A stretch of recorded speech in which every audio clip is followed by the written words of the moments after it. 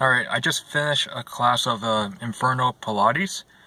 It's generally not part of my program, but I decided to do something completely different today. Every day I like to maintain some physical activity.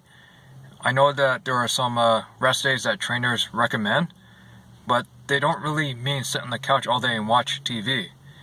They mean do something else other than going to the gym. I'm the type of guy who thought I had to train every day, and that's how I overtrained before. But how I thought of it now is I didn't have the proper diet and I didn't structure the program properly. I work out every day myself, whether my muscles are sore or not, whether I'm injured or not. I believe in getting some more blood flow into the muscles, so that way it can promote faster recovery, and I can mentally condition myself to handle everyday loads, whether they feel optimal or not.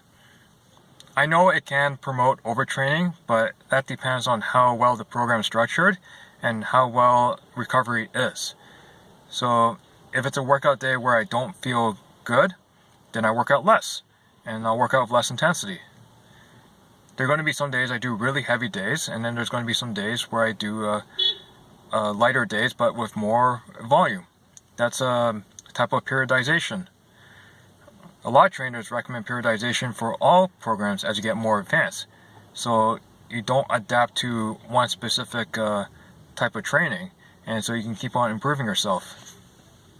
But getting back to the Inferno Pilates I just tried out today, I gotta say it is one of the hardest programs or hardest classes I ever tried out. Inferno Pilates is doing a Pilates class in a hot room, similar to doing hot yoga. This was doing high endurance exercises. I'm well conditioned to do suitcase deadlifts or any other type of deadlifts that require me to brace my abs so hard, but then I couldn't even do the bicycle crunches for a long duration. I took Inferno Pilates today because the Bikram Yoga Studio decided to get into it as well, and I actually got bored today, or didn't feel like doing a typical weight training workout, so I decided to do something completely different. That way I'm not at home putting up my feet and sitting on the couch all day. At least I'm getting some blood flow and testing my other abilities. And I know my endurance to do a Pilates class is not very good. I might have the strength to do push-ups versus like everyone else in the class. After taking Inferno Pilates, I realized that working out at different temperatures or different climates is great for overall health, mentally and physically. Because if you just work out at one temperature or one climate, you miss out on a lot of the benefits.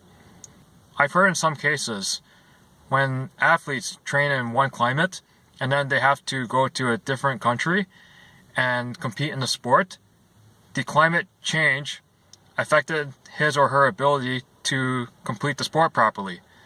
So that's why I find adapting myself to different temperatures is great.